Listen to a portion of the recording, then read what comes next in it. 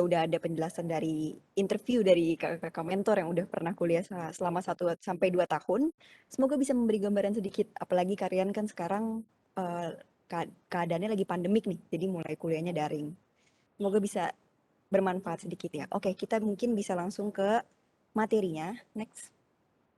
Oke, sebelum aku mulai, aku mau ngejelasin sedikit nih teori mungkin ya, sedikit ngantung-ngantung dikit nggak apa-apa lah ya. Teori aja dikit mengenai akademik itu sebenarnya apa sih? Nah, mungkin bagi beberapa orang, bahkan hampir semua orang gitu ya, mendengar kata akademik tuh identik dengan em, mendapat juara gitu di lomba, mendapat prestasi sampai bidang internasional. Kemudian ya intinya nilai tinggi, IPK tinggi. Mungkin pikiran tentang akademik tuh itu. Nggak salah, benar, itu termasuk ke dalam akademik. Tapi di akademik tuh pengertiannya tuh nggak sesempit itu loh teman-teman. Jadi di akademik tuh kita juga membahas mengenai proses. Proses pembelajaran kita mendapatkan suatu ilmu di mana dalam kita menyampaikan dalam kita bisa sampai mendapat prestasi, pasti ada proses. Kita bisa mendapatkan berbagai macam skill seperti public speaking, bekerja sama dalam tim, dan berbagai macam hal. Kemudian alangkah baiknya juga kalau misalnya ilmu yang sudah kita miliki, prestasi yang kita miliki itu bisa kita implementasikan juga kepada masyarakat. Next, next. Nah, sekarang aku mau ngomongin sedikit tentang latar belakang munculnya dari akademik nih. Akademik itu sebenarnya berasal dari bahasa Yunani, disebutnya akademos. Jadi udah berada di zaman Yunani kuno gitu. Nah, nama ini tuh dijadikan em, menjadi nama suatu plaza atau suatu balai di kota Athena. Dan di plaza ini nih banyak nih orang-orang terkenal atau filsuf-filsuf itu datang, mereka berkumpul, berbagi pendapat, berbagi em, solusi gitu. Mereka saling berdebat gitu untuk menemukan suatu solusi dari sebuah permasalahan. Nah, karena saking terbukanya nih eh, apa namanya perdebatan gitu, dari masa ini tuh muncul tokoh-tokoh terkenal seperti yang kita tahu, misalnya Plato, Pitagoras, Aristoteles, dan lain-lain. Nah, orang yang bergabung di dalam plaza ini disebut dengan akademisi. Di mana seiring berjalannya waktu dan sampai sekarang, akademik itu menjadi sebuah tempat perguruan atau salah satu contohnya ya universitas di mana kalian sekarang lagi masuk nih. Nah, em, dari zaman dulu nih bahkan pengertian akademik itu nggak ada tuh ngomongin tentang prestasi tinggi, tentang nilai bagus, itu nggak ada. Esensi dari akademik sendiri dari sejarahnya ini merupakan kondisi di mana orang-orang tuh bisa menyampaikan pendapatnya, bisa menerima gagasan dari orang lain, mereka berbagi ilmu sekaligus ilmunya itu mereka bisa aplikasikan, mereka bisa kembangkan secara bebas, jujur, leluasa dan terbuka. Next, next. Nah, tadi udah jauh banget tuh ngomongannya sampai ke Yunani segala, sampai ke sejarah dunia. Sekarang kita mau ngomongin tentang di Indonesia gitu. Kalau misalnya di Indonesia sendiri, kalian pasti kenal dong Ki Hajar Dewantara, Bapak Pendidikan Nasional kita. Pada zaman tahun 1919 gitu, waktu Indonesia tuh masih dijajah Belanda, orang-orang tuh ilmu tuh sama sekali nggak bebas. Jadi bahkan yang bisa sekolah aja tuh cuman kaum ningrat gitu, kaum yang orang kaya gitu kesannya, atau kaum turunan Belanda. Ilmu tuh sama sekali nggak bebas, jadi banyak banget orang yang tidak terdidik dan pokoknya mereka susah gitu mendapat ilmu. Jadi pendidikan ideal menurut Ki Hajar Dewantara di masa itu adalah sebuah kemerdekaan di mana semua orang bebas mencari ilmu, mereka bisa mendapatkan ilmu dengan bebas. Selain itu, filsafat dari Ki Hajar Dewantara sendiri adalah mengedepankan perubahan, di mana pendidikan itu sama sekali nggak boleh statis, harus ada terus perubahan. Makanya kalian nih dari SD, SMP, SMA sampai kuliah pasti berubah dong pelajarannya. Semakin lama semakin kompleks. Selain itu juga disesuaikan dengan kodrat alam dan kodrat zamannya. Di mana pada zaman sekarang nih udah masuk ke zaman revolusi industri 4.0 kan ya. Nah, di sana kita lebih belajar lagi nih tentang teknologi-teknologi yang ada. Mungkin di sini ada yang di teknologi informasi, belajar lebih misalnya mengenai coding, ya hal-hal seperti itulah. Aku kurang ngerti sendiri. Dan mungkin lagi pandemi gini yang berhubungan sama kesehatan nih jurusannya belajar lebih tentang COVID-19, belajar lebih tentang vaksin, hal-hal seperti itu sih. Nah, lanjut next. Nah, sekarang aku mau ngomongin sedikit tentang perbedaan siswa dengan mahasiswa. Kalian kan baru aja nih berubah gelarnya. Tambah kata maha di gelar kalian, di mana maha itu sebenarnya artinya adalah besar. Kalau bedanya sendiri nih mungkin waktu kita sekolah, kita dapat didikan, kita dapat ajaran dari guru, dari les, dan bisa dibilang kebanyakan orang itu tuh belajar karena dipaksa atau disuruh. Karena mata pelajarannya aja misalnya ada 12 gitu. Dan misalnya kalian senang belajar biologi, tapi kalian juga harus belajar sejarah. Sedangkan kalian tuh nggak minat gitu belajar sejarah. Nah mungkin di bagian itu susah. Kalian jadi terpaksa harus belajar karena memang kurikulum gitu. Tapi kalau di mahasiswa itu, menjadi mahasiswa itu berbeda. Next. Menjadi mahasiswa itu kita merdeka dalam belajar. Kalian udah masuk ke Universitas Udayana, kalian udah pilih jurusan kalian masing-masing, dan kalian harus pertanggungjawabkan hal itu. Misalnya kalian masuk ke jurusan farmasi. Artinya ya kalian memang benar, kalian memang minat gitu untuk belajar farmasi, dan kalian harus pertanggungjawabkan. Kalian harus mampu mengembangkan ilmu kalian supaya bermanfaat bagi diri kalian sendiri, bagi masyarakat, dan juga bagi masa depan kalian sendiri gitu. Dan menjadi mahasiswa juga adalah proses mencari jati diri atau mencari potensi diri. Jadi kalian harus punya inisiatif, kalian udah nggak bisa lagi nih pasif nungguin arahan dari guru tuh nggak ada kayak gitu. Dosen tuh bahkan nggak peduli, mereka cuma nyampein materi doang. Jadi kalian harus punya inisiatif, kalian mau gitu belajar, kalian mau berkembang, kalian mau mendapatkan ilmu baru gitu. Next. Masih mengenai teori, jadi mungkin bahasannya masih berat. Di dunia perkuliahan kita mengenal istilah Tridharma perguruan tinggi. Mungkin masih asing nih bagi kalian. Jadi Tridharma perguruan tinggi itu merupakan suatu kewajiban yang harus dilakukan seluruh sivitas universitas.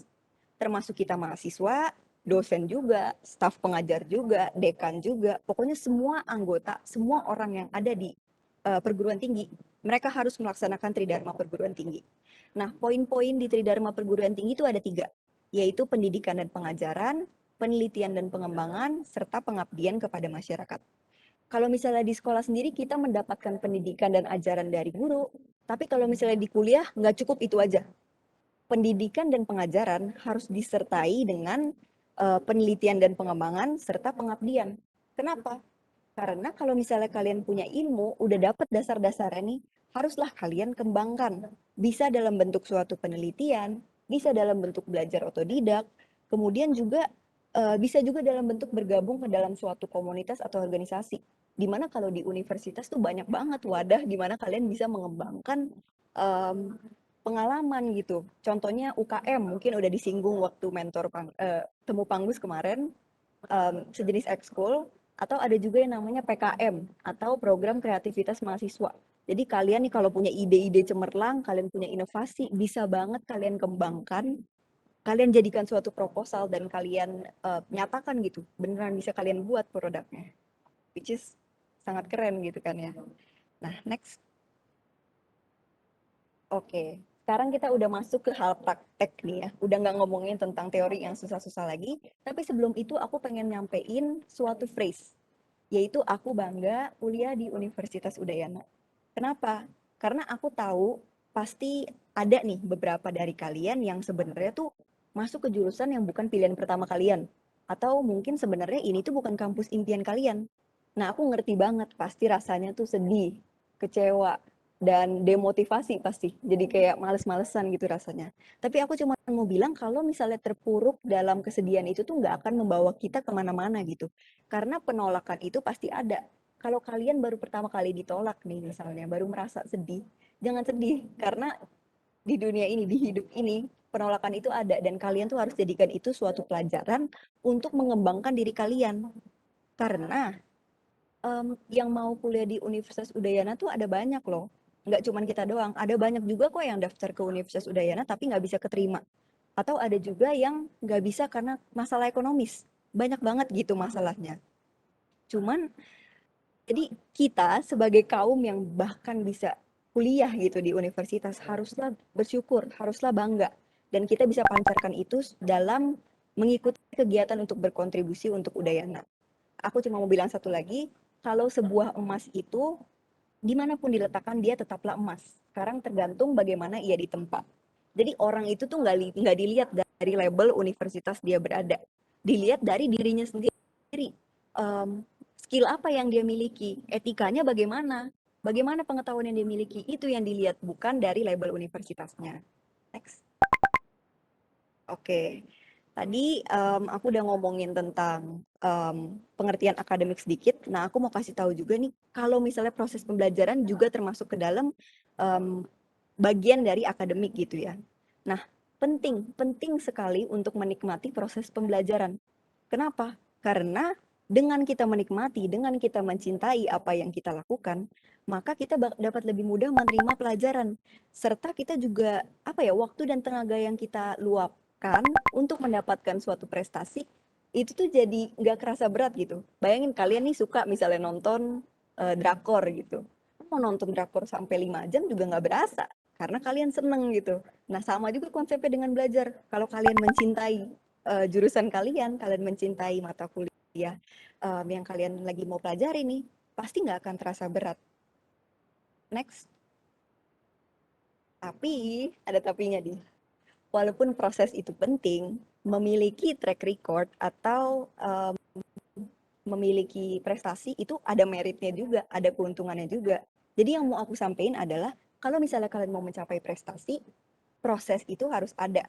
Tetapi dalam kalian berproses, alangkah baiknya jika kalian juga mendapatkan prestasi atau track record. Kenapa penting?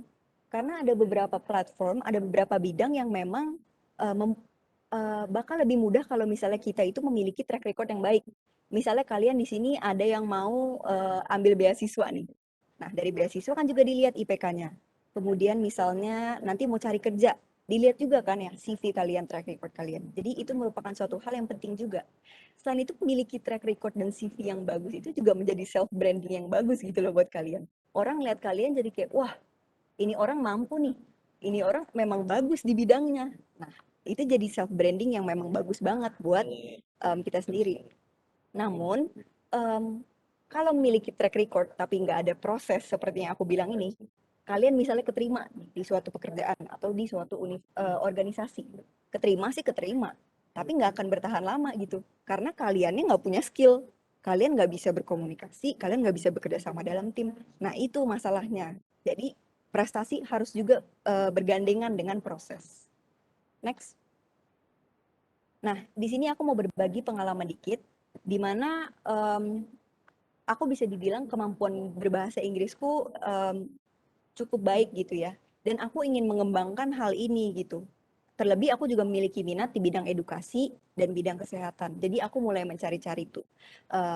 Dan akhirnya bisa menjadi tutor bahasa Inggris. Nah, dari sini juga aku mulai mengembangkan gitu. Aku ikut tes IELTS dan mendapatkan hasil yang cukup baik. Dan mungkin dari sana aku di-reach sama kaprodi aku, sama dosen lah gitu. Dia kontak aku, dia minta bantuan aku untuk mentranslate beberapa dokumen, untuk meeting dia mungkin, dan untuk kegiatan kuliah. Nah, dari sana mungkin dia lihat juga nih value yang aku miliki. Aku ini tepat waktu dalam memberikan tugas, dan mungkin dia puas dengan hasil translatean aku. Nah, dari sana dia tiba-tiba ngajak aku untuk ikut penelitian atau proyek dia. Nah, jadi di sini aku bukan buat menyombongkan diri, tapi aku mau kasih tahu ke kalian kalau kalau misalnya ada kesempatan, ambil aja gitu. Dan never stop trying. Kenapa? Karena kalau misalnya menurut kalian, ah ini kecil lah organisasi, aku nggak mau, aku maunya ikut yang besar. Jangan gitu, tapi ikut aja, jadikan itu sebuah pengalaman gitu. Next. Nah, sekarang udah ngomongin hal yang cukup motivasi tadi, aku mau ngomongin juga tentang realita di kehidupan universitas gimana. Mungkin dari luar kelihatannya tuh, wah, anak universitas nih bebas banget nih hidupnya nih. Kemana aja bisa, bisa nongkrong sampai malam segala macam. Tapi realitanya tuh uh, berbeda gitu dengan ekspektasi. Yang pertama, kalian tuh dituntut untuk lebih mandiri. Menjadi mahasiswa itu beda dengan saat kalian tuh SMA. Karena kalau misalnya di SMA, misalnya sama guru kalian, kalian diajak untuk ikut suatu lomba, atau kalian diajak untuk um, apa ya, ikut ke dalam student exchange gitu misalnya, dan lain halnya. Jadi semuanya tuh kayak udah terstruktur dan diatur gitu sama guru. Tapi beda Kalau di universitas tuh nggak ada yang bantu kalian. Kalian tuh harus bisa sendiri atau mungkin minta bantuan dengan teman atau kakak tingkat, tapi balik lagi semuanya kembali ke diri kalian sendiri. Kalian harus punya inisiatif untuk mencari. Kalian mau dapat beasiswa, ya kalian sendiri yang cari beasiswanya gimana. Kalian mau ikut PKM, kalian sendiri yang ngurus proposal, kalian yang atur sendiri gitu. Jadi marilah kita terus berusaha untuk aktif mencari informasi dan mencari relasi gitu, untuk mengembangkan diri kita. Selain itu yang kedua, nggak bisa dipungkiri juga kalau misalnya mendapat prestasi itu susah gitu. Dan mungkin nggak banyak orang yang bisa mendapatkan suatu prestasi. Nah, selama kuliah pasti kalian bakal dihadapkan berbagai macam tantangan. Misalnya, ya nggak di kuliah juga sih, di sekolah juga mau belajar males. Kemudian misalnya kalian mau ikut PKM atau lomba inovasi, tapi susah dapet idenya. Atau kalian mau nih dapat IPK di atas 3,8 terus, tapi susah untuk mempertahankan IPK itu. Nah, memang masalah-masalah seperti itu tuh pasti ada. Yang bisa kita lakukan sekarang itu adalah berusaha lebih keras dan ingat motivasi awal kalian. Apalagi kalian sekarang masih maba nih. Pasti sekarang masih ambis-ambis semua, masih apa ya? Banyak gitu ingin ingin melakukan segala sesuatu tuh pasti pikirannya banyak. Di kuliah aku mau ikut organisasi, di kuliah aku mau ikut PKM dan berbagai macam hal. Ingat motivasi kalian sekarang supaya nanti ke depannya di semester-semester akhir gitu janganlah demotivasi, tapi masih tetap mencintai, masih tetap ingin untuk berkembang. Oke, next. Nah, sekarang aku mau ngomongin mengenai tantangan dalam menempuh khususnya di bidang akademik ya selama kuliah nih. Awal masuk kuliah tuh pasti ada rasa khawatir atau cemas ya. Mungkin kalian juga ada yang ngerasain karena kita masuk ke dalam fase hidup kita yang baru. Kita dipertemui dengan sistem pembelajaran yang baru, yaitu sistem SKS ya untuk bagi kebanyakan fakultas dan sistem blok untuk yang di FK. Kemudian sistem penilaiannya juga beda. Sekarang pakai sistem IPK. Kemudian mungkin di sini ada yang anak rantau atau mungkin yang dari sekolahnya nggak ada yang di Universitas Udayana. Kalian harus cari lagi teman baru, cari lagi relasi. Hal-hal seperti itu tuh pasti ada dan harus dilalui dengan pelan-pelan. Apalagi sekarang kondisinya kalian lagi pandemi nih. Kalian masuk kuliah juga masih online kan ya. Jadi beda gitu kalau misalnya kita offline, mungkin cari teman lebih gampang karena kita langsung ketemu, bisa langsung saling sapa. Sedangkan kalau misalnya online, ya mungkin lewat chat atau lewat Instagram gitu. Tapi ya nggak masalah hal-hal seperti itu. Karena yang ngalamin itu bukan cuma kalian doang. Semua nih satu Indonesia, bahkan satu dunia. Jadi yang bisa kita lakukan adalah ya tadi, tetap inisiatif, tetap termotivasi untuk terus mencari relasi, membangun jaringan, kemudian mengembangkan diri. Udah aku ulang berkali-kali nih, semoga nempel di otak kalian. Terus cara menghadapinya, hal yang lainnya adalah yang pertama juga untuk mengeksplorasi materi pembelajaran yang diberikan. Ini terkhusus di jurusan kalian masing-masing gitu. Jadi berbeda gitu. Kalau misalnya SMP ke SMA itu kan walaupun pelajarannya lebih kompleks ya intinya masih tetap sama aja kan. Sedangkan di kuliah ini kalian udah pilih jurusan sendiri, jadi pasti materinya ya sesuaiin sama jurusan itu dan pastinya sangat kompleks, sangat susah gitu. Dan di kelas-kelas formal gitu yang sama dosen juga dikasih materi, iya, tapi mereka juga kasihnya yang dasar, yang perlu kita ketahui aja. Nah, kita mau dong jadi orang yang spesial.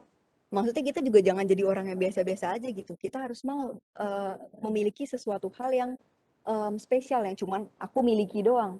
Jadi kalian bisa lah di rumah gitu sediakan waktu belajar, kalian bisa search sedikit tentang um, mata kuliah kalian gitu yang kalian pelajari supaya ya dibanding orang lain kalian lebih memiliki ilmu yang lebih dalam gitu dan bisa membantu juga ke orang lain serta masyarakat. Next. Nah, tadi kita udah ngomongin dapat ilmu, dapat didikan dan ajaran, kemudian mengembangkan diri juga, memproses diri juga. Tetapi esensinya dari semua itu adalah sebenarnya kita harus mampu mengimplementasikan, mengaplikasikan itu kepada masyarakat.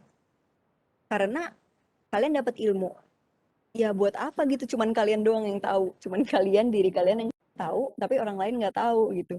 Jadi alangkah baiknya supaya ilmu yang kalian miliki bisa kalian bagikan kepada masyarakat, karena aku yakin pasti bakal berguna juga bagi mereka gitu. Nah, di sini ada beberapa apa ya, foto-foto sedikit tentang kegiatan yang pernah aku lakukan. Jadi aku sekarang lagi jadi content writer di sebuah komunitas psikologi farmasi. Nah, sebelumnya ini aku orang yang cukup target oriented. Jadi aku melakukan sesuatu bukan karena nyari SKP gitu, supaya SKP-nya full, tapi aku sebisa mungkin melakukan sesuatu sesuai dengan minat yang aku mau. Ya walaupun emang SKP itu suatu sistem di Udayana yang nggak bisa kita pungkiri, tapi sebisa mungkin kita tetap lakukan sesuatu yang sesuai dengan minat kita, supaya kitanya juga dapat ilmu dan organisasi di mana tempat kita berada juga nggak dirugikan karena mereka meng-hire, mereka menerima orang yang setengah-setengah gitu, mereka nggak mau sebenarnya kerja. Jadi jangan seperti itu. Kalian harus um, punya minat yang mau kalian tekuni gitu. Nah, dari content writer ini aku menulis beberapa konten tentang informasi obat, tentang kesehatan mental dan fisik. Dan dari sana aku yakin pembaca-pembaca um, bisa lebih memahami tentang hal itu dan lebih mengerti lah kesannya. Selain itu aku juga jadi tutor bahasa Inggris seperti yang aku bilang nih, yang ada gambar anak kecil ucul. Jadi tutor bahasa Inggris di um, apa namanya, online aja sih sebenarnya selama 3 bulan ini. Seperti yang aku bilang, sebenarnya ya kemampuan bahasa Inggris aku juga bukan yang kayak wah banget gitu, enggak. Namun bisa dibilang di atas rata-rata dan aku ingin apa yang aku miliki ini bisa tersampaikan kepada mereka. Kemudian yang gambar di bawah ini itu adalah kegiatan online summer course atau sejenis apa ya, kelas tambahan gitu. Dan kegiatan ini tuh kegiatan internasional. Jadi ada mahasiswa dari Taipei, Jepang, kemudian Malaysia, Iran, Irak, dan segala macam hal. Dan beliau pembicara yang ada di slide ini kebetulan kurang bisa gitu berbahasa Inggris. Jadi supaya materi yang tersampaikan itu bisa dimengerti oleh para mahasiswa-mahasiswa internasional yang nggak bisa bahasa Indonesia, di sini aku membantu untuk mentranslate. Jadi bisa dilihat kan kemampuan yang dimiliki itu bisa bermanfaat bagi orang lain. Next.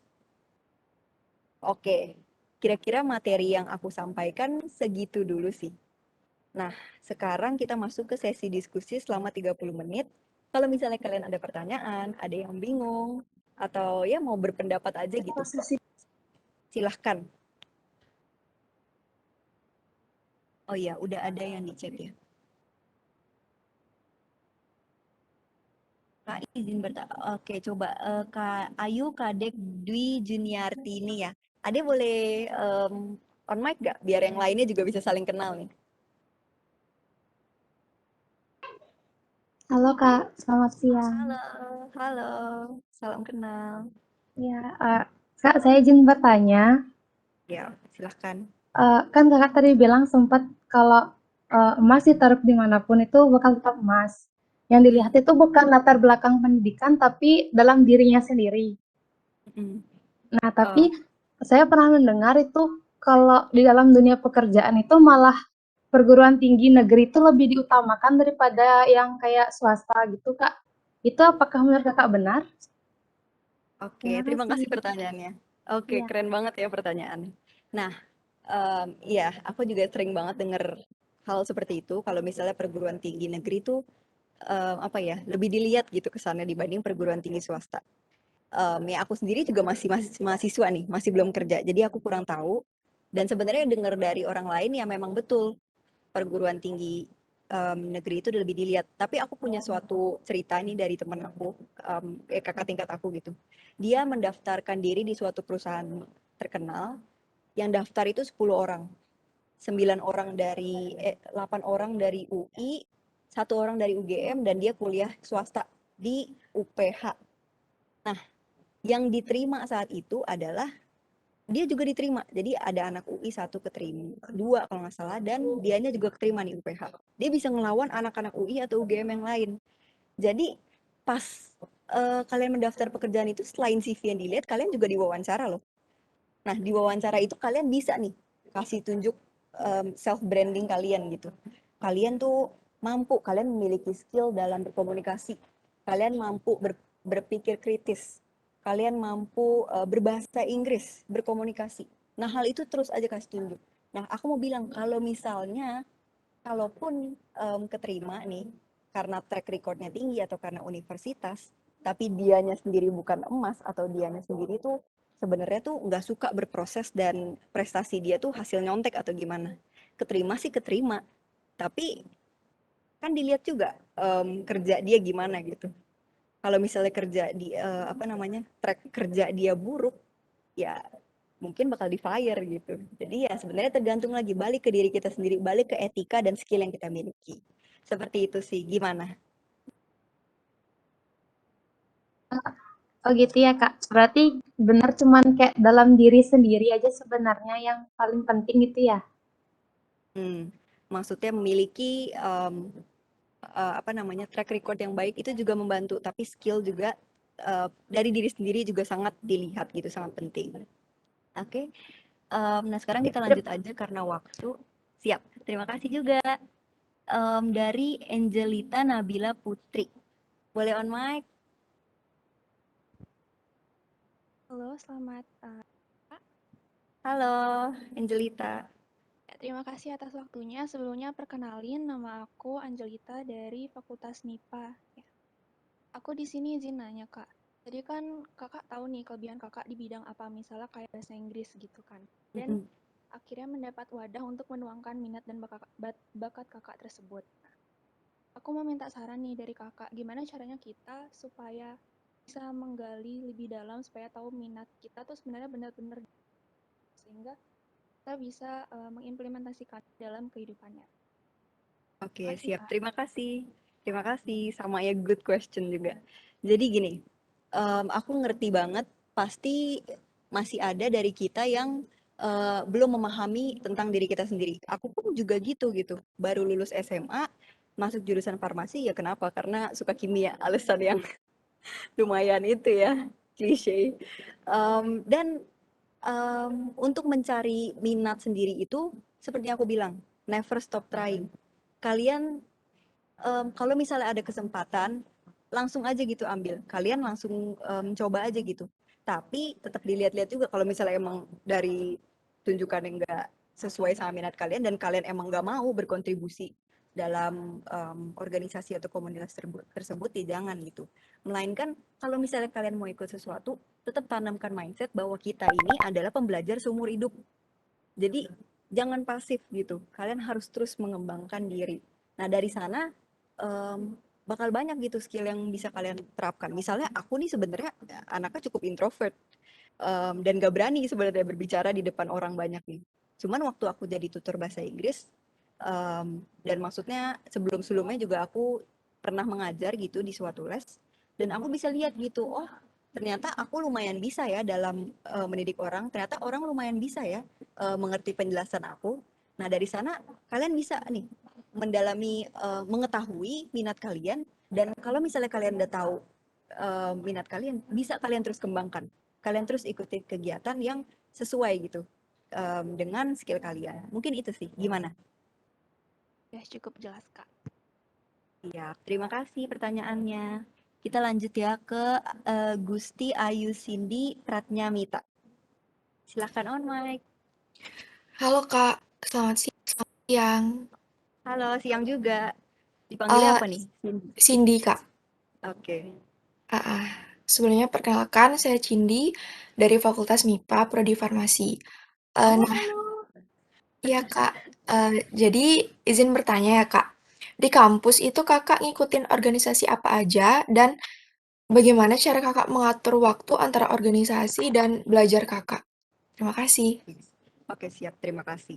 Nah, sebelumnya em, aku nih orang yang cukup target oriented atau senang mencapai target dan melakukan hal yang sesuai dengan, maksudnya bisa bakal berguna gitu untuk target aku ke depannya.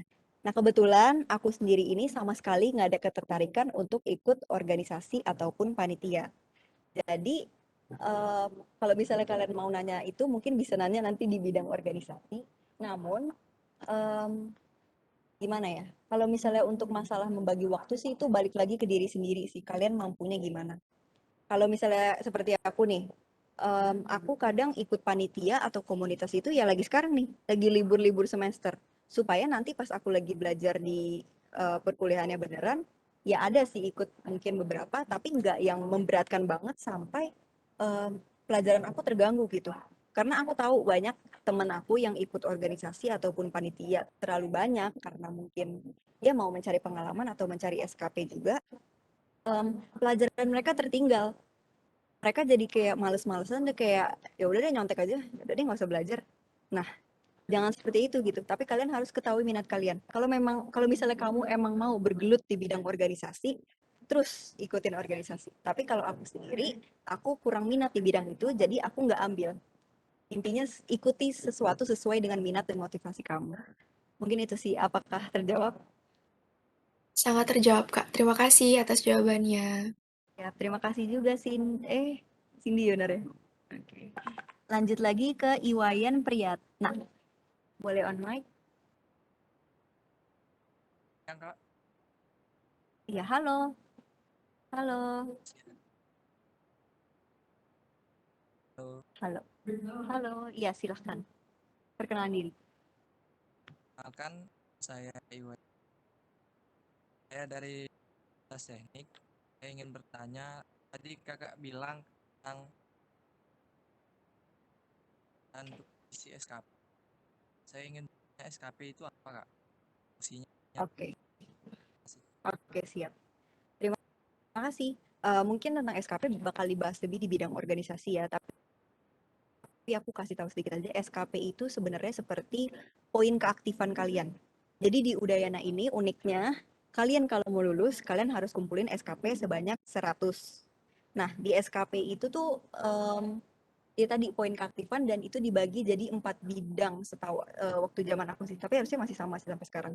Ada bidang ilmiah, ada bidang minat dan bakat, ada bidang organisasi dan kepanitiaan, sama bidang pengabdian kepada masyarakat.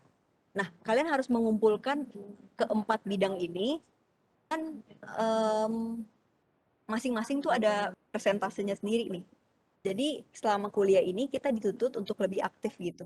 Jadi kita harus ikut kegiatan ini, nanti kita dapat sertif dari kita mengikuti suatu kegiatan, dan sertif itu kalian setor supaya kalian bisa dapat SKP.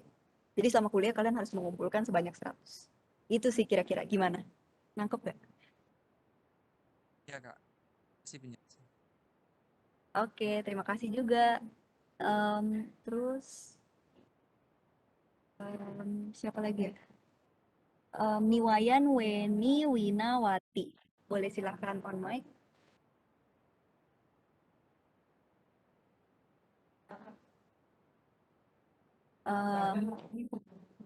Weni, dipanggilnya Weni bukan ya? Boleh on mic? Itu nggak seperti kita ya? Halo? Oke, mungkin untuk mempersingkat waktu, karena kita nggak bisa dengar, aku langsung jawab aja ya, pertanyaannya udah ada. Kak, izin bertanya, SKP itu apa dan fungsinya? Maaf. Halo Kak, saya izin bertanya, sistem SKS itu gimana ya? Bisa tolong dijelaskan lebih rinci? Oke, jadi sistem SKS itu em, sistem kredit. Oke, kalau dijelasin kayak gitu mungkin kurang nangkep ya.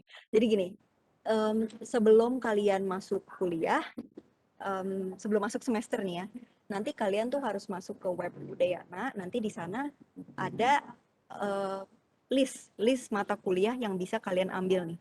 Tapi setahu aku semester 1 hampir semuanya mata kuliahnya wajib sih. Ya intinya di SKS itu nanti ada list mata kuliah, kalian bisa pilih gitu mata kuliah yang mau kalian ambil. Dan satu SKS itu panjang waktunya adalah 50 menit. Jadi misalnya ada mata kuliah yang jatahnya 2 SKS, Artinya nanti 1 minggu itu kalian bakal dapat mata kuliah itu sebanyak 100 menit gitu. Terus sampai kita lulus juga beban SKS yang dibutuhkan itu adalah 144 SKS. Tapi nanti pasti dapat sih. Jadi intinya diikutin aja flow-nya gitu. Kalau misalnya untuk semester 1, setahu aku kebanyakan mata kuliahnya semuanya wajib. Gitu sih. Apakah terjawab?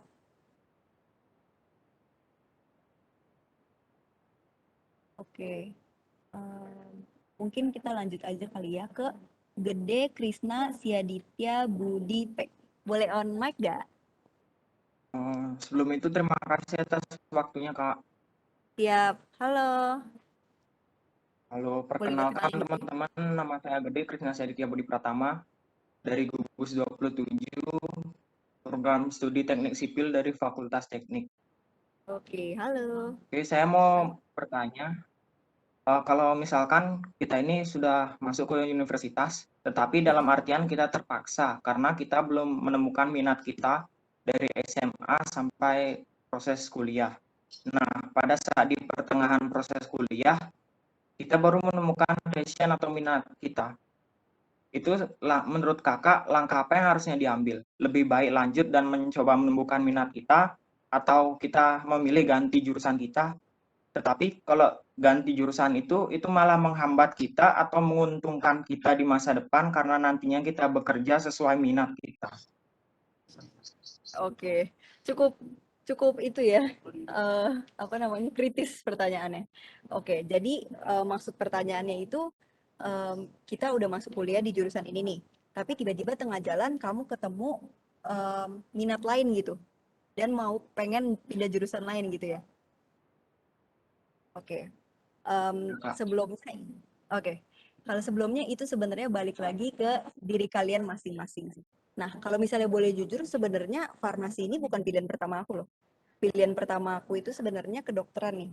Dan waktu masuk tuh sebenarnya ya cukup sedih, cukup kecewa, cukup demotivasi. Tapi sebenarnya aku milih jalanin aja. Dan itu tuh balik lagi ke diri kalian masing-masing. Kalau aku sendiri, aku ingin supaya aku bisa lulus tepat waktu. Dan aku ingin bisa cepetan em, apa namanya, dapat kerja dan apa namanya, bisa menafkahi diri sendiri gitu. Nah itu yang aku ingini gitu. Tapi kalau misalnya masalah ini ya balik lagi ke diri kamu. Kamu beneran nggak? Kamu serius nggak beneran pengen di jurusan ini gitu? Walaupun nggak minat, mampu nggak kamu jalani? Dan nantinya ini bukan cuma di kuliah doang loh. Nanti kalian sampai lulus juga, sampai kerja gitu, misalnya sampai tua, kalian harus tetap mendalami hal ini, bersedia nggak gitu? Jadi harus dibalikin ke diri kalian masing-masing. Kalau emang mau pindah jurusan ya apa boleh buat, nggak masalah gitu sih menurut aku. Gimana? Masih bingung? Ya, terima kasih Kak atas jawabannya. Siap, terima kasih juga. Aduh, lumayan banyak ya pertanyaannya. Terima kasih. Guys, aku lupa sekarang udah sampai mana ya. Oke, Nala Arta, boleh on mic nggak ya? Siap, Kak. Halo, Halo. halo, boleh perkenalan diri? Perkenalkan, nama saya Komang Larta dari Fakultas Teknik. Oke, halo. Silahkan pertanyaannya. Terima kasih atas waktunya. Sebelumnya, saya ingin bertanya mengenai manakah yang lebih penting antara kompetensi atau koneksi, Kak?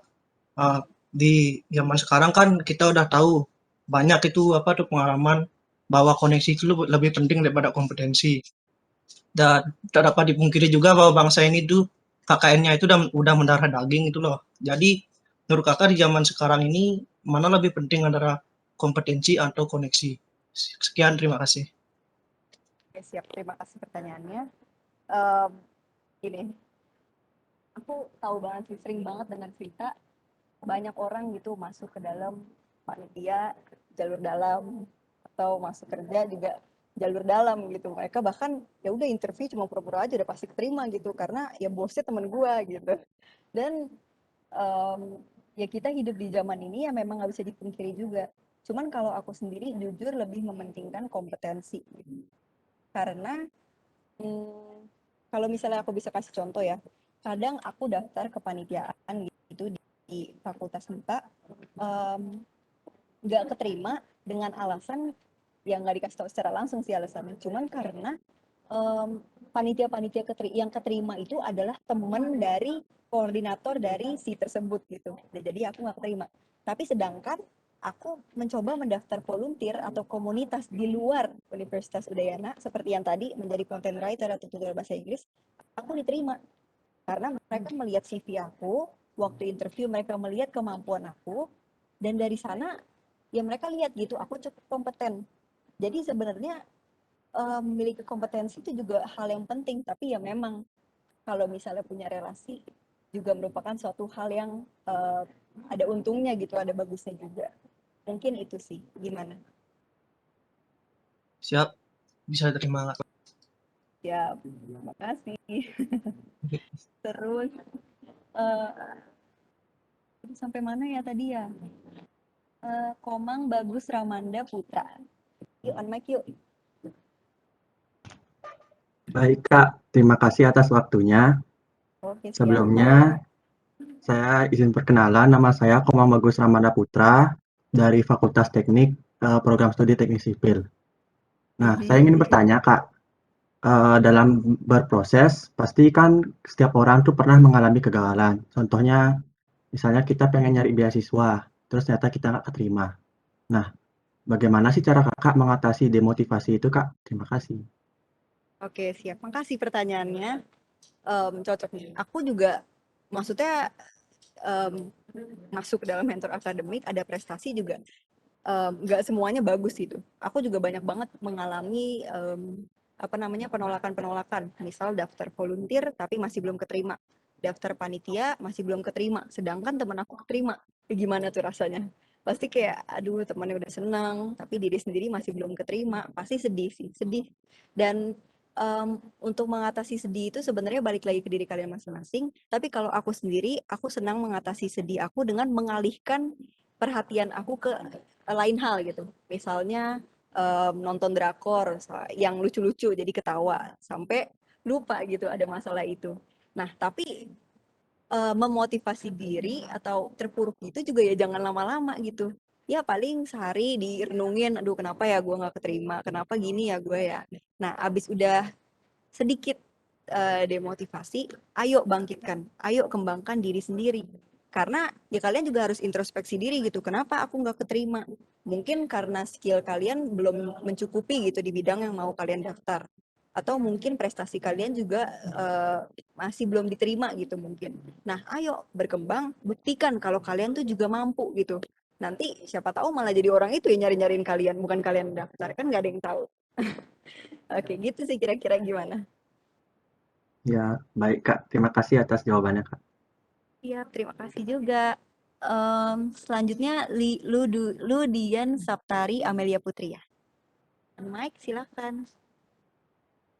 Halo, sebelumnya perkenalkan nama saya Dian Saptari dari Fakultas MIPA jurusan Farmasi. Oh, halo. Di sini saya mau nanya, tadi kan sudah dijelaskan oleh Kakak banyak mengenai proses dan prestasi di bidang akademik ini. Nah, jadi sebenarnya bidang akademik itu apa secara kesimpulannya dan menaungi tentang apa sehingga bisa membedakan dengan 3 bidang lainnya yang akan kita yang akan kita jalani lagi seperti bidang organisasi dan bidang lainnya. Sekian. Oke, siap. Terima kasih pertanyaannya. Kritis juga ya. Lumayan. Oke. Jadi akademik itu sendiri seperti yang aku udah bilang tadi sebelumnya, kita tuh betul ngomongin tentang prestasi, ngomongin tentang IPK, ngomongin tentang sistem pelajaran gitu secara umum di perkuliahan. Tapi nggak cuma itu aja.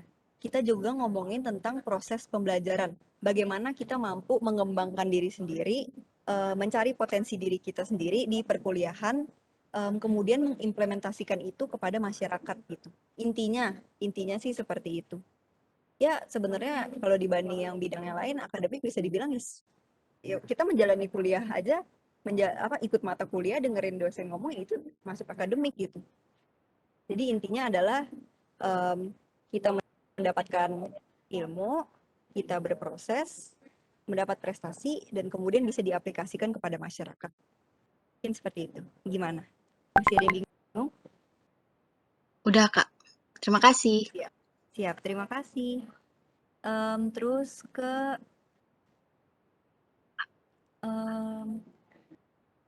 siapa ya? Aduh, ini aja deh, Gusti Agung Bagus Rizky Wahyudi. Boleh on mic? Halo Kak, baik, terima kasih atas waktunya yang telah diberikan kepada saya. Jadi saya mau tanya nih Kak, bagaimana sih cara tips mendapatkan IPK yang aman dan menjaga konsistensinya? Apa ada strategi misalnya ada matkul yang harus diprioritaskan begitu, harus benar-benar kuat di sana atau gimana menurut Kakak? Baik, sekian, terima kasih. Oke, terima kasih. Pertanyaannya lebih ke praktek ya. Nah, kalau untuk matkul yang harus dikuatkan, kalau aku boleh kasih tips, gini, kan tadi aku udah ngomongin tentang sistem SKS ya. Jadi kalau misalnya kalian mendapatkan, ini ada mata kuliah nih yang satu SKS. Kemudian ada mata kuliah yang 3 SKS. Kalau misalnya kalian dapat A di mata kuliah yang SKS-nya 1 dan mendapatkan B gitu misalnya di mata kuliah yang SKS-nya 3. Dibanding dengan kalian mendapatkan B di mata kuliah yang SKS-nya 1 dan mendapatkan A di mata kuliah yang SKS-nya 3. Itu beda banget. Karena SKS 3 membawa 3 poin gitu. Jadi bakalan lebih tinggi. Mungkin kalian bisa lebih fokusin ke yang SKS-nya lebih tinggi. Tapi itu secara teknik gitu ya. Kalau misalnya secara nyatanya, aku sebenarnya jujur lebih mendingin kalian fokusin ke mata kuliah emang sesuai dengan minat kalian gitu. Dan untuk mempertahankannya sendiri itu balik lagi ke diri kalian masing-masing. Kalian harus cari tahu cara belajar kalian tuh gimana. Kalau misalnya aku sendiri, aku bikin habit gitu. Bikin habit untuk belajar tiap malam, sediain waktu paling nggak setengah jam atau 1 jam untuk kalau misalnya lagi kuliah nge-refresh mata kuliah tersebut. Kalau nggak ya belajar aja cari hal yang aku mau tahu. Nggak cuman dari sebatas buku, tapi mungkin cari dari berita-berita terbaru atau gimana. Lebih gitu sih, menyediakan waktu, membuat habit untuk belajar. Gimana? Jelas Kak, terima kasih. Oke, terima kasih. Terus Niluh Putu Yonita Putri Utami. Boleh on mic? Halo, salam kenal. Halo, salam kenal Yonita. Aku Yonita dari Fakultas Teknik, Prodi Teknologi Informasi. Kita kan maba nih Kak, baru lulus SMA. Jadi kayak belum bisa move on gitu dari masa-masa SMA. Kakak ada tips nggak sih gimana caranya buat menyesuaikan diri sama kehidupan kampus? Oke, terima kasih pertanyaannya. Kalau misalnya tips dari aku sendiri sih, pertama carilah teman. Carilah suatu komunitas di mana kalian tuh bisa meluapkan pikiran kalian gitu. Karena kalau misalnya di kuliah itu sebenarnya sendiri, kalau misalnya kalian sendirian tuh sedikit susah. Apalagi kalian masih baru nih. Kalian bisa ya kalau lagi daring gini mungkin chat-chat teman kalian atau follow IG teman-teman kalian. Dan kalau misalnya mau dapet pengalaman atau misalnya ilmu, kalian bisa tanya ke kakak tingkat kalian gitu. Nah, mungkin kalau misalnya di tingkat universitas nih rada susah gitu ya karena cakupannya gede. Jadi mungkin nanti gitu udah masuk ke fakultas atau prodi, kalian bisa kenalan dengan teman kalian dan dengan cutting kalian. Dan kalau misalnya kalian memang introvert gitu dan susah untuk mendapatkan teman, paling enggak saat ini aja kayak aku waktu itu zaman tahun 2019 udah deh jadi ekstrovert sedikit gitu. Maksudnya, hai, salam kenal, nama kamu siapa? Maksudnya terus cari relasi gitu. Jangan diem aja. Kalau misalnya diem aja, orang juga mikir kita susah digapai. Jadi lebih terbuka aja sih gitu. Gimana? Udah jelas, makasih Kak. Oke, terima kasih juga. Em, siapa lagi ya nih? Iputu Werdi Winata udah belum ya tadi?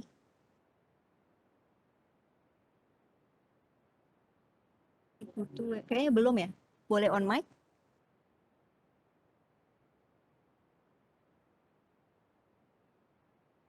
Halo. lagi susah sinyal kali ya, mungkin karena waktunya tinggal dikit, mungkin aku langsung bacain aja pertanyaannya ya. Kak, izin bertanya, bagaimanakah cara kakak menyeimbangkan antara kewajiban dalam belajar dengan keinginan serta passion yang kita suka? Bagaimana agar kedua hal tersebut berjalan lancar? Adakah tips dan trik yang bisa dibagikan? Oke. Sebenarnya ya mungkin kalian udah bosen negara ini ya. Tapi yang pertama, time management itu hal yang sangat penting gitu. Gini, sesibuk-sibuknya waktu kalian kuliah, pasti kalian ada gitu waktu istirahat. Aku sering banget nih, farmasi termasuk jurusan yang lumayan riuh dan ribet gitu. Dan banyak banget teman aku yang sampai harus begadang, harus mengerjakan tugas gitu. Kenapa? Karena waktu dikasih tugas, dia nggak ngerjain. Dia malah pergi main gitu, misalnya ke mall atau ngumpul sama teman. Nah, kalau dari aku sendiri, begitu ada tugas, hari itu juga kalau enggak besoknya, aku buat kerangka atau ya istilahnya bagaimana gitu aku mau menyelesaikan tugas itu. Jadi dicicil supaya nantinya terakhir-terakhir kalau misalnya teman kalian udah pada sibuk lah, pada nanya-nanya, aduh gimana nih jam 3 pagi masih belum selesai tugasnya. Nah, ya udah kita udah tinggal tidur aja udah santai karena tugasnya udah selesai. Jadi ya intinya sih time management sih. Gitu, Werdi. Oke, mungkin kita lanjut ya ke Inyoman Ardi Kusuma Wijaya. Bisa on mic? Halo Kak. Halo. Di sini saya mau bertanya Kak. Kita kan berasal dari berbagai daerah nih. Nanti apakah saat mulai pembelajaran itu, apakah kita perlu untuk stay dekat di universitas untuk misalnya ada kepentingan apa? Seperti itu Kak. Oke, Terima kasih. Sebelumnya aku juga anak rantau nih. Aku dari Jakarta. Dan kalau misalnya untuk stay di universitas sendiri, itu sebenarnya pilihan kalian. Kalau misalnya kalian mau ikut banyak organisasi, kepanitiaan, atau ikut lomba, saran aku sih sejujurnya lebih enak kalian deket di universitas. Karena misalnya ada mendadak gitu, rapat nih besok minggu depan gitu. Tapi nggak tahu ya kalian masih di Jakarta, masih di mana gitu. Kan jadi susah di kalian, susah di komunitasnya juga. Jadi mungkin lebih enak deket. Tapi ada juga kok kegiatan yang online. Kalau misalnya kalian emang nggak berencana untuk ikut yang kayak organisasi atau kepanitiaan gitu, ya kalian lebih milih semester 1, udah deh aku mau menyesuaikan diri dulu nih, nggak mau ikut banyak-banyak kegiatan. Aku mau pokoknya ikut kuliah aja full. Nah sejujurnya ya stay di tempat kalian juga nggak masalah gitu. Kalau misalnya di prodi aku sendiri, sejujurnya nggak ada, semuanya sekarang lagi online nih. Cuman aku tahu sebenarnya ada beberapa prodi itu yang harus gitu di universitas. Maksudnya mereka masih ada kegiatan offline. Kayak misalnya teman aku nih di keperawatan, ya semester udah mau pertengahan sih, mereka ada magang gitu setiap semesternya. Jadi harus tetap di stay Bali. Jadi pokoknya kalian update info aja deh sama jurusan kalian. Gitu sih. Gimana? Terima kasih Kak. Bisa dimengerti. Oke, Sama-sama. dikit lagi ya. Ini Nikomang Ayu Tria. Mana nih? Boleh on mic? Nikomang Kak. Ayu Tria. Oke, halo. Kenalkan, nama saya Nikomang Ayu Tria Mahaladani dari Fakultas Teknik, Prodi Teknik Sipil. Izin bertanya Kak, kan pas awal-awal masuk kuliah tuh Kakak pernah merasa insecure nggak sih? Kalau pernah, gimana cara Kakak untuk mengatasi rasa insecure tersebut? Kasih Kak. Oke, terima kasih. Oke, kalau insecure pasti pernah ya. Karena kita bertemu dengan orang-orang baru dan mereka tuh orang-orang hebat gitu. Maksudnya mungkin selama di SMA dia pernah juara ini itu, dia pernah jadi ketua OSIS atau apa. Sedangkan kita mungkin masih belum jadi apa-apa gitu. Insecure sih pasti ada. Tapi kita masuk kuliah tuh untuk apa? Untuk mengembangkan diri kita sendiri gitu. Jadi ya walaupun orang lain mungkin udah lebih dulu memiliki pengalaman, memiliki prestasi, ya walaupun insecure kayak merasa kecil dan merasa demotivasi, ya kita harus terus mengembangkan diri karena di kuliah inilah platform di mana kita bisa mengembangkan diri. Kita bisa ikut PKM, kita bisa ikut UKM, dan kita bisa membuktikan prestasi kita di sana gitu. Jadi kalau misalnya punya insecure pun jangan berlarut-larut gitu sih. Gimana? Baik, terima kasih Kak. Oke, terima kasih. Satu lagi ya, karena waktunya udah mau habis. Nikadek Della Puspitayanti. Boleh on mic? Halo Kak, selamat siang. Halo, selamat siang juga. Aku mau bertanya, motivasi apa yang selalu Kakak pegang di saat Kakak lagi down? Oke, terima kasih. Singkat aja, motivasi yang aku selalu pegang itu pertama, aku selalu ingat target aku. Aku sekarang kan di farmasi nih. Target aku itu adalah aku ingin jadi farmasi klinik atau ya maksudnya kerja di rumah sakit lah gitu. Nah, kalau misalnya aku lagi down, aku lagi ngerasa aduh males banget belajar gitu, terlalu susah, nggak bisa dingertiin. Ingat lagi motivasi aku, gue pengen nih jadi farmasi rumah sakit. Ingat, kalian tuh harus ada proses gitu jadinya. Jadi kayak ada pikiran, ya mau jadi farmasi rumah sakit, masa nggak ada pengalaman, masa nggak punya ilmu tentang itu. Nah, dari situ ya menjadi bangkit gitu, bangkit untuk mulai belajar, mulai mengerjakan tugas. Terus kalau misalnya dalam belajar sendiri sih mungkin bisa disesuaikan dengan gimana kalian enaknya. Kalau aku sendiri, aku demen belajar sambil dengerin musik, lebih rileks. Jadi aku bakal belajar sambil dengerin musik, kemudian ya sambil nge-scroll-scroll ini nggak apa-apa, tapi ya intinya dibiasakan lah belajar itu. Oke, gimana? Baik Kak, terima kasih. Oke, terima kasih. Nah, karena waktunya udah habis teman-teman, jadi itu dulu aja pertanyaannya. Ini banyak banget pertanyaan yang aku nggak bisa jawab, maaf banget. Tapi kalau misalnya kalian mungkin masih mau bertanya atau mau berdiskusi, kalian bisa kontak aku lewat line mungkin atau lewat IG, namanya ya tetap sama Ivana Susila, atau kalian bisa juga kontak mentor-mentor yang lainnya. Oke? Jadi mungkin dari aku sekian itu dulu. Terima kasih banyak udah dengerin. Terima kasih banyak juga udah aktif buat bertanya. Nanti kita sampai ketemu di lain waktu ya. Oke. Terima kasih. Oke. Wah, terima kasih ya kepada Kak Ivana untuk materi yang tadi udah diberikan dan juga untuk udah membantu adik-adik kita nih dalam memahami lebih lanjut nih tentang kehidupan perkuliahan. Jadi semoga kalian tadi tuh semua pada perhatiin dan cermatin ya agar kalian semakin mengerti tentang kehidupan kemahasiswaan dan juga materi yang telah dipaparkan ini udah membantu kalian juga untuk menjalani perkuliahan kalian nanti yang akan datang. Dan kakak juga harap tuh tadi kalian juga udah mencatat ya, soalnya bakal penting banget deh materi ini untuk penyusunan mission kalian nantinya. Oke. Jadi kita udah sampai nih ke penghujung pertemuan ruang bercakap 2 kita hari ini, tapi nggak apa-apa kok bisa ini untuk besok kita akan bertemu lagi dan akan diberikan banyak lagi materi oleh kakak-kakak mentor kita besok. Jadi tetap semangat ya dan sampai akhir. Kalian masih semangat kan ya semua untuk mengikuti acara sampai besok? Coba dong di chat kasih tahu kakak. Asik, asik. Oke, gila. Kakak bangga banget deh. Makasih banyak ya kalian. Seneng banget deh kakak lihat kalian tuh masih pada bersemangat untuk mengikuti acara ini dan semoga tetap dipertahankan ya. Oke, jadi sebelum kita akhiri sesi ini, kakak pengen ngelakuin sesi dokumentasi dulu nih. Jadi kakak harap kalian semua tuh masih tetap on cam semua ya. Kakak bakal ngambil screenshot dan kakak akan mulai sekarang. Sebentar ya.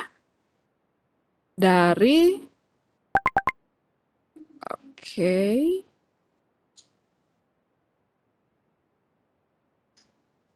Oke. Oke, kakak bakal mulai ngambil screenshot untuk meeting room kita hari ini. Jadi kalian semua senyum, gaya deh apa aja deh biar keren semuanya ya. Kalau kalian nggak tahu kalian ini lagi di screenshot atau enggak, santai aja, senyum aja, lanjut aja ya sampai kakak bilang berhenti. Oke? Oke. Oke, kakak mulai ya. 3, 2, 1. Sip, kakak lanjut dulu.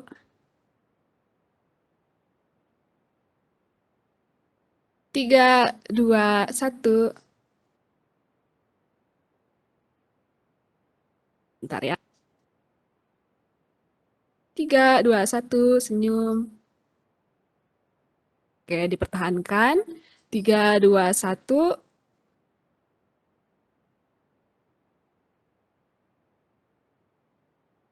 3, 2, 1. Lanjut. 3, 2, 1. Banyak banget ya. 3, 2, 1. Lanjut lagi. 3, 2, 1. Deh, nggak bisa habis nih. Oke lah. 3, 2, 1. Apa lagi ya? Oh, udah habis ya? Oke deh, sudah habis. Oke lah. Jadi, oke, sip. Semuanya thank you ya untuk kehadirannya. Dan sekarang kalian udah semua boleh meninggalkan ruang meeting. Istirahat dan sampai bertemu besok ya. Terima kasih semuanya. Makasih, Kak. Oke, makasih, kasih kembali, Kak. Terima kasih, Kak. Makasih, Kak. Terima kasih. Oke, Terima kasih, Kak. sama-sama. Terima kasih, Kak. Makasih, Kak. Terima kasih, Kak. Terima kasih, Kak. Terima kasih, Kak. Oke. Terima kasih, Kak. Ya.